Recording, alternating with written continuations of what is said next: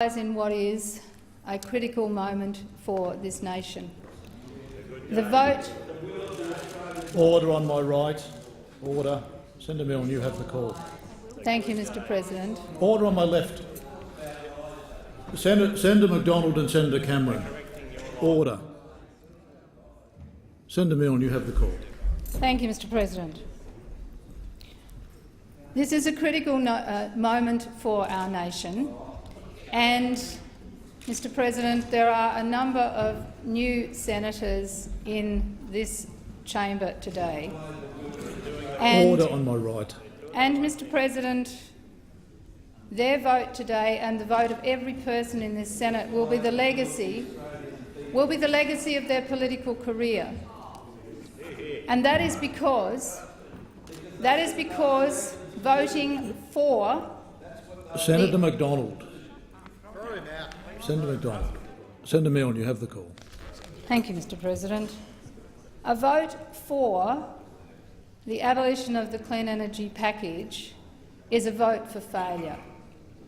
It is a vote to fail. Point of order, Senator Wong. Mr. President, I appreciate those on the other side may not agree with the contribution, but Senator McDonald could at least desist from interjecting for perhaps 10 or 15 seconds. Thank you, Senator. 10 or 15 seconds while another senator is making a contribution on the third reading. Thank you, Senator Wong.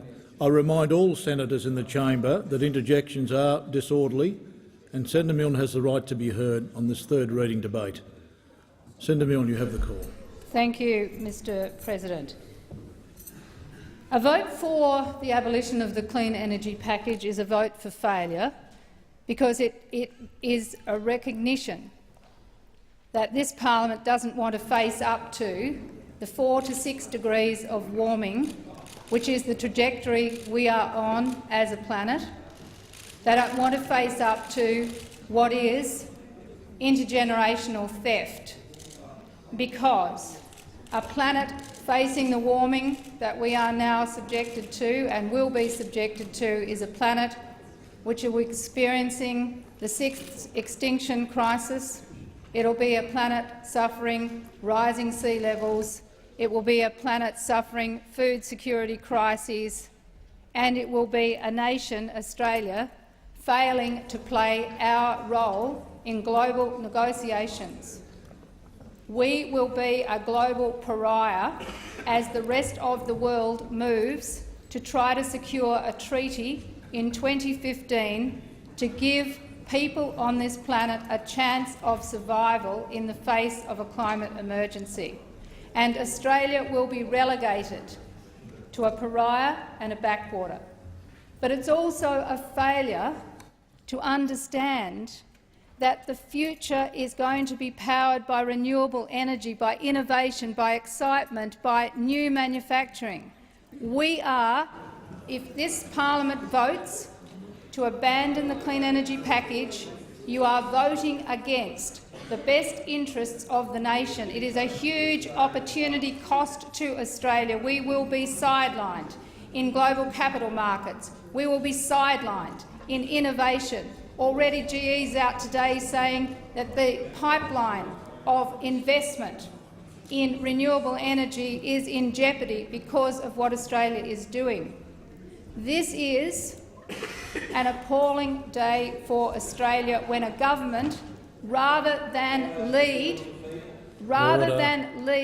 in the face of what the world is facing up to, and rather than lead and be ahead in the race to the future, is determined to stick with the past. And so, Mr. President, the Greens say absolutely. This will be a short-lived victory for the Abbott government and those who vote with it today, because Australia will not stand for it. People want this country to lead. People want innovation.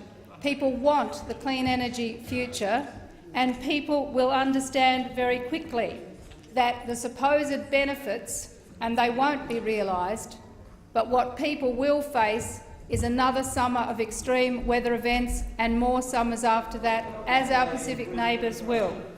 And so, Mr President, I'm here to say that the Greens will join with everyone across the country in bringing back to this parliament a more rigorous framework of legislation that will get Australia onto the track we need to be on, and that is a 40 to 60% emission reduction target on 2000 levels by 2030 and net carbon zero by 2050. That's the kind of ambition that we will be out there talking to the community and making sure we get back to this parliament, because we will give hope to future generations. That's what we are going to do, go out and provide hope and a focus on the future, while the government and those who support it today are going out to the community, focusing on the past and giving people nothing but despair. The future demands people who face the challenges posed now, and the Greens are up and ready for that task.